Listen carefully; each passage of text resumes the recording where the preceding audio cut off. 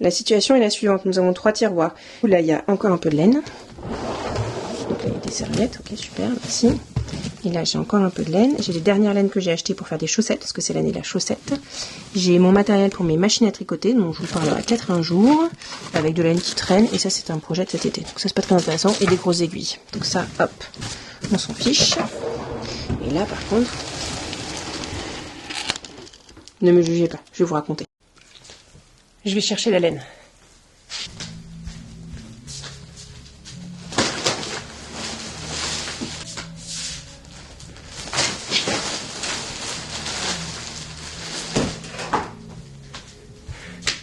Il n'y a plus qu'à trier. J'ai décidé de trier mes laines. Comme vous avez pu le voir, j'ai descendu toutes mes laines dans mon salon qui étaient rangées, ce qui est un fait suffisamment rare pour être notifié. Et je vais vous montrer comment je les ai réparties pour le moment. Voici l'étendue des dégâts. La panière, j'ai rempli 2 panières de laine du tiroir qui était là, qui était très plein. Donc voilà, j'ai tout réparti. Et donc en gros, on a de tout ce qui est 100% laine. Plus on arrive ici, on a de l'acrylique, de plus en plus de pourcentage d'acrylique. Là, à partir de là, c'est du 100% acrylique. Et ensuite, là, on a du l'acrylique coton. Et là, on a du 100% coton. Là, on a du polyester. Et au milieu, on a les laines dont je ne sais plus ce que c'est. Donc, je vais vous montrer en détail. Nous commençons avec des laines que j'ai récupérées de ma grand-mère. Donc, 100% laine... marqué quoi dessus? Éole, coloris solide à l'eau de mer. Voilà, donc ça doit être hyper vieux. Donc ça doit dater des années peut-être 50, 60, je sais pas. Ensuite, là, on a pareil de laine que j'ai récupéré de ma grand-mère. Je pensais pas que c'était 100% laine. Elle est pas très retordue. Il y en a pas grand chose, bien évidemment. Pour un bonnet, c'est pas très confortable parce que bah ça pique. Donc voir comment est-ce que je pourrais utiliser. Là, j'ai de la laine. J'aurais dû sortir les sachets. Alors, on voit mieux quand c'est pas dans les sachets. C'est de la laine fil d'art, laine mohair et soie, tout simplement. Donc 50% super kid mohair, 30% soie, 20% laine extra fine. Donc le mohair, ça vient de la chèvre, la laine du mouton, et la soie, bah, du ver à soie. Donc je l'ai mis quand même dans les 100%, c'est 100% matière animale et naturelle. Là, j'ai 14 pelotes de Mérignaud 3,5. J'étais trop contente d'acheter du Mérignaud. Il y a une époque, c'était hyper la mode. Je me suis même fait offrir par mon papa. Il était en solde. Par contre, j'en ai 2 couleurs. J'ai du gris clair. Est-ce qu'ils ont des noms, les couleurs? Perle. Et l'autre, je sais pas.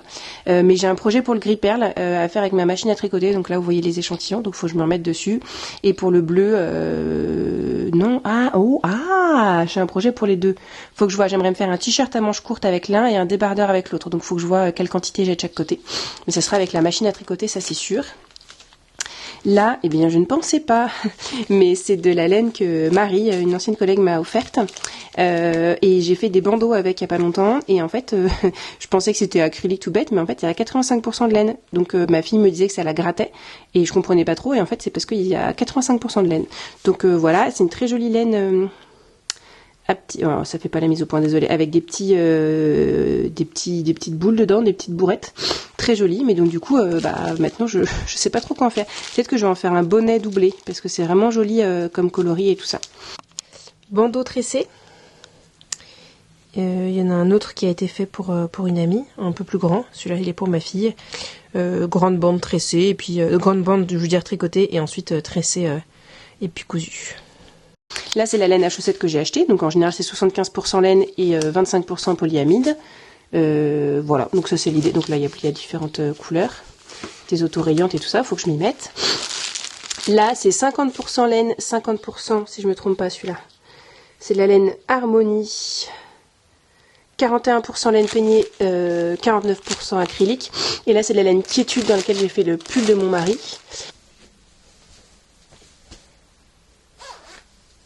Hop, et bien c'est un pull pour mon mari. Hop, pull camionneur avec un zip. Il faut tricoter tout en jersey. Bonne longueur de manche, des côtes de 2. Un joli col et le zip. Et ça, j'ai fait un pull pour mes enfants. Je vais voir si je l'ai ici. Ensuite, là, on arrive à la laine partenaire de chez Filda. Donc Partner, c'est, je sais pas si c'est encore le cas, mais c'est une laine il existe en 3,5 et j'ai du 6 au fond. Là. C'est une laine qui est assez douce, que j'aime beaucoup. Elle est, je crois que c'est 50-50. Difficile de lire à travers. 25% laine peignée, 25% acrylique, 50% polyamide. J'en ai fait une couverture pour les enfants. Je l'ai associé à de la Charlie qu'on verra après, mais j'aime beaucoup les coloris, le vert et le rose ensemble, je les aime beaucoup. Puis là j'ai un bout de bleu, je me souviens plus à quoi je l'ai utilisé. Et là au fond j'ai du gris et du violet, violine. Et en fait le bleu gris, ma maman me l'avait offert avec un livre pour faire des torsades. Et je m'étais fait un pull, une veste avec des boutons, des poches et tout en torsade. Et en fait je l'ai jamais mis, il était trop mou. Du coup je l'ai tout défait et depuis j'ai fait plein de projets dedans. Donc j'ai fait des bonnets, j'ai fait un snoot pour une ancienne coloc, et ainsi de suite. Donc voilà, il me reste de la laine. Et là au milieu j'ai de l'oxygène. L'oxygène, il y a du chlorofibre. Donc c'est la laine... c'est la matière, excusez-moi, c'est la matière qui est utilisée dans les pulls, dans les matières d'amarre. C'est ce qui permet d'être, en théorie, thermorégulateur. Et donc du coup, pareil, un peu comme l'autre truc, il n'y avait pas assez d'une des couleurs, donc j'ai pris 2 couleurs. Je dis, ah, trop bien, je ferai un pull rayé. Mais en fait, ça m'est un peu passé. Et c'est trop chouette ce que j'avais fait. Bah, c'est le cas de le dire. J'avais fait un essai de jacquard. C'est pas pire ce que j'ai fait, hein. Oh, c'est un peu tiré. Ouh là là. Je pense que c'est un de mes premiers essais de jacquard, il y a longtemps, hein, mais c'est pas mal du tout, je trouve quand même, hein, je suis assez fière de moi. Et donc du coup voilà, j'avais essayé aussi différents points, au point de riz, ouais, un truc comme ça. Et donc voilà, donc faut voir ce que je peux en faire. J'aimerais bien faire un pull. En fait, ce serait parfait pour un pull jacquard. Il y a un pull de Elong avec Anna qui est avec des triangles et tout, ça serait pas mal. Voilà, mais donc, du coup j'ai de quoi faire une grosse quantité. Le problème c'est que est-ce que les enfants vont porter leur pull après? Ensuite, là, j'ai un gros tas de laine marron. Pareil que j'ai récupéré de ma grand-mère, qui doit être 50-50, 75% acrylique, 25% laine. J'avais commencé à tricoter une grande quantité de points mousse pour me faire un chauffe-torse. Le principe du chauffe-torse étant que c'est quelque chose qui chauffe le torse. Donc un peu l'équivalent du gilet de berger. Entre-temps, j'ai fait mon gilet de berger qui me convient très bien. Et bon, du coup, voilà. Elle est marron, mais elle est pas mal, elle est grosse, elle est épaisse, c'est assez sympa. Et derrière, là, j'ai des quantités astronomiques. Je ne savais pas qu'il y avait de la laine dedans. C'est de la laine rapido de fil d'art et il y a express. Alors, je sais plus la différence, parce que ça, c'est en 9. Ah! Et ça, c'est en 7. Ah oui, d'accord. Donc, celle-là, elle se tricote en 9, celle-là, elle se tricote en 7. Avec cette laine-là, j'ai tricoté un éléphant pour le filleul de mon mari, qui l'a toujours, qui s'appelle Juliette et qui l'a toujours. Donc voilà, et par contre j'en ai une quantité astronomique, ça devait être en sol, donc je sais pas trop ce que je vais en faire. Avec du rose équivalent, j'avais fait une couverture pour ma nièce, je crois que c'était en rapido.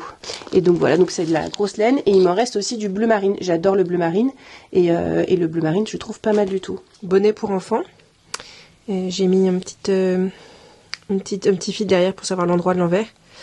Je crois que c'est le modèle Perso, en laine un peu trop épaisse apparemment, et un petit pompon. Ensuite, on a des restes de laine. Alors, je pensais que c'était 100% acrylique, pareil. En fait, il y a de la laine dedans. Lanarte, exactement. Et, oh là là, c'est compliqué ces étiquettes. Il y a 45% de laine. Et donc là-dedans, je me suis fait un gilet quand j'étais enceinte, que j'ai détricoté. Et je me suis rétricoté un pull ouvert sur les côtés, que je mets encore. Et voilà. Et je pensais qu'il était 100% acrylique. Et du coup, j'ai demandé à un collègue de le mettre au sèche-linge pour le rétrécir. Et en fait, j'ai même pas réalisé qu'il y avait de la laine dedans. Mais effectivement, ça l'a un peu rétréci, mais pas trop. Mais bon, si je m'eus souvenu qu'il y avait de la laine dedans, j'aurais peut-être pas fait ça. C'est bon. Hop. Et pull ouvert sur le côté. Je suis pas très bien habillée, hop. Avec un point texturé. Je pense qu'on va... Si, on voit un peu là, un point texturé. Des manches, et donc hop, tchac tchac, un joli col. Là, on a la laine de mon pull, le seul pull que j'ai tricoté avec les laines exactement recommandées dans le gilet, dans le modèle. Alors, c'est de la... J'ai encore une étiquette qui traîne là. Feel Light. Donc ça se tricote, c'est très fin. Hop. Est-ce qu'on voit là? Hop. Et donc j'ai tricoté les 5 couleurs entre elles. Et c'est un pull que je porte encore énormément, que j'ai fait il y a plus de 10 ans. Pull boule avec manche 3/4. Je vais monter mes manches là. Hop. Un manche 3/4, tricoté en jersey avec des côtes. Toujours un joli col arrondi. Et j'ai mis un fil dans le col, dans le bas et dans les manches parce que les côtes s'élargissaient trop. Donc du coup ça permet de les garder un peu maintenus. On a des bouts, alors ça va avec, hop, on a des bouts de pelote que j'avais récupéré de chez ma grand-mère encore, avec de l'acrylique. Là, on a tout un tas de Charlie, tout ça là. C'est de la Charlie. Charlie, c'est la laine la moins chère de chez Fil d'Art. C'est du 100% acrylique. Alors, je sais pas ce que ça rend, parce que c'est vert fluo, jaune fluo, orange fluo. Et là, le rose fluo, il vient pas de chez Fil d'Art. Vous avez vu ma manucure aussi? Alors, attends, on va pas la...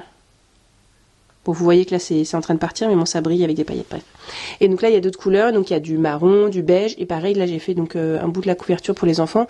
Je l'ai utilisé, j'ai fait des gilets dedans, enfin bref, c'est la laine la moins chère, donc forcément je suis fan.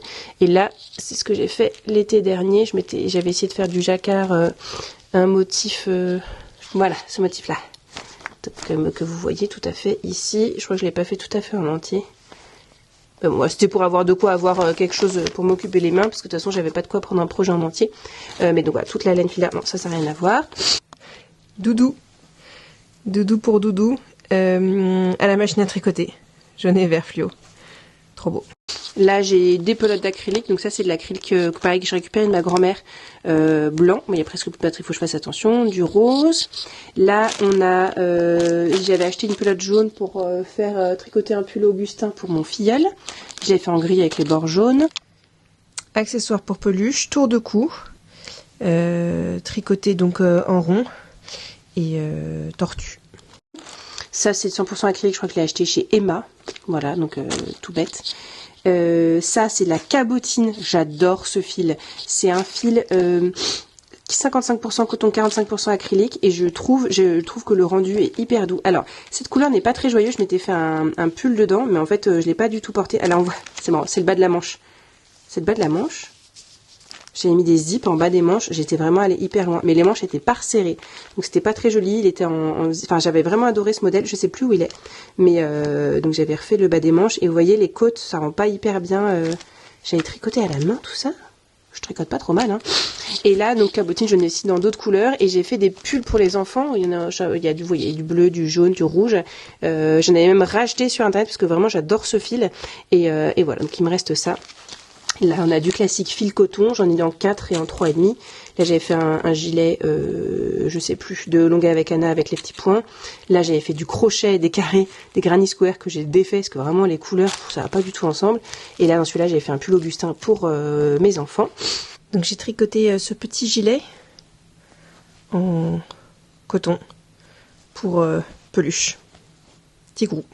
Et là, j'avais racheté sur internet, en fait, en même temps que j'avais racheté de la cabotine, elle vendait du fil Katia 100% coton.